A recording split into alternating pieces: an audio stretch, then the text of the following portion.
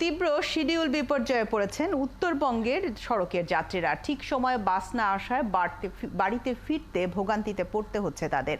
সকাল থেকে বিভিন্ন কাউন্টারে বাসের জন্য অপেক্ষা করতে দেখা গেছে যাত্রীদের। 2 থেকে আড়াই ঘন্টা পর্যন্ত অপেক্ষা করতে হচ্ছে তাদের। দীর্ঘ অপেক্ষা আর গরম, শিশু সন্তান নিয়ে চরম বিপাকে পড়েছেন অনেকেই। পরিবহন কর্মীরা জানান, মহাসড়কে যানবাহনের চাপের কারণে বাস নির্দিষ্ট সময়ে কাউন্টারে ফিরতে পারছে না, তাই এই দুর্ভোগ দেখা দিয়েছে। প্রতি বছরই ঈদের শেষ সময়ে এসে এমন ভোগান্তিতে পড়তে হচ্ছে বলে জানিয়েছেন যাত্রীরা। নজরদারির অভাবে এমন দুর্ভোগ পোহাতে হচ্ছে বলেও অভিযোগ রয়েছে।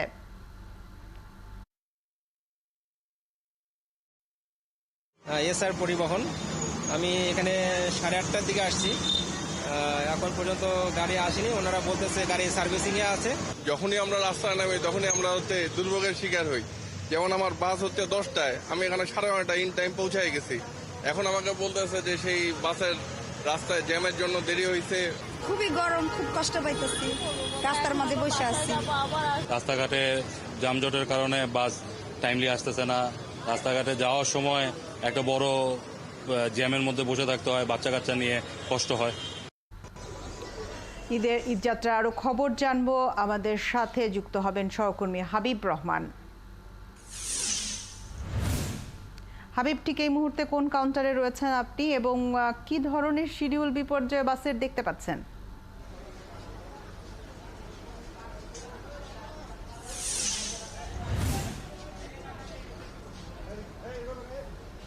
ঝুমুর প্রতিবারের মতো এবারও কিন্তু বিশেষ করে উত্তরবঙ্গে যারা যাচ্ছেন সেই যাত্রীরা শিডিউল বিপর্যয়ে পড়েছেন। বাস নির্ধারিত সময় আসতে পারছে না। যদিও আপনি জানেন, গতকালকে ঢাকা থেকে যে বাসগুলো ছেড়ে গেছে উত্তরবঙ্গের দিকে, সেই বাসগুলো রাস্তায় যানজট থাকার কারণে সেই বাসগুলো নির্দিষ্ট সময়ে ঢাকায় পৌঁছতে পারেনি।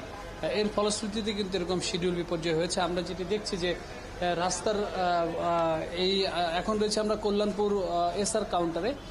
সেখানে যাত্রীদের উপস্থিতি রয়েছে অনেক এবং 2-1টি বাস আসার কারণে কিছু যাত্রী যেতে পেরেছেন। নির্ধারিত সময়ের যে বাসগুলো ছিল সেগুলো আসার কারণে তারা যেতে পেরেছেন। মূলত আসলে এই ভোগান্তির কারণ হিসেবে পরিবহন শ্রমিকরা যেটি বলছেন যে পদ্মা সেতু পার হওয়ার পরে সেখানে রাস্তা সরু থাকার কারণে একটি পথ দিয়ে এখন জন্ম সনদ দিয়ে খোলো বিকাশ স্টুডেন্ট অ্যাকাউন্ট। নিজের বিকাশ নিজে কর। যানবাহনগুলোকে চলাচল করতে হয়, যে কারণে যানবাহনের ধীর গতিতে থাকার কারণে নির্দিষ্ট সময়ে গণপরিবহনগুলো আসতে পারে না, যে কারণে দেরি হচ্ছে। প্রত্যেকটি বাস আমরা যেটি দেখেছি এখানে 1 থেকে 1.5 ঘন্টা দেরি হয়েছে এবং কোনো বাস কিন্তু সেটি দেরি হয়েছে প্রায় 2 ঘন্টার মতো। এমন শিডিউল বিপর্যয়ের মধ্য দিয়ে যেতে হচ্ছে এবং যাত্রীরা যেটি অভিযোগ করছেন, প্রতিবার প্রশাসন সরকারের পক্ষ থেকে নিরাপদ এবং ভোগান্তিবিহীন ঈদযাত্রার কথা বলা হলেও বাস্তবে আসলে তারা কিন্তু সেটি রাস্তায় দেখতে পান না। তারা ভোগান্তি নিয়েই প্রতিবার ঈদে বাসায় যান এবং ভোগান্তিটা শুরু হয় একেবারে কাউন্টার থেকে ভোগান্তি শুরু হয়, কারণ কাউন্টার থেকে গাড়ি আসা দেরি, সেখান থেকে শুরু হয় তাদের ভোগান্তিটি এবং রাস্তা পথে মাঝপথেও কিন্তু ভোগান্তির যে বিষয় সেটিও কিন্তু তারা সেই ভোগান্তিতে কিন্তু তারা পড়ে। হাবিব রহমান, একটা বিষয় যে আমরা এবার দেখতে পাচ্ছি যে ঈদের আগে বেশ লম্বা একটা ছুটি, অর্থাৎ গত বৃহস্পতিবার থেকে যদি কার্যত বলা যায় যে যাত্রী যাওয়া ঢাকা ছাড়া শুরু হয়েছে।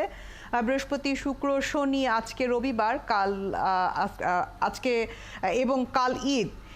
এই যে একটা দীর্ঘ সময়, তার ভেতরে কাউন্টারে থাকা বাসকর্মীরা কি বলছেন যে যাত্রী সংখ্যা কোন সময় বেশি ছিল, তাছাড়া আজকের প্রজেকশন কি ধরনের মানুষ, কত সংখ্যক মানুষ ঢাকা ছাড়বে, কি ধরনের তথ্য তাদের কাছে রয়েছে?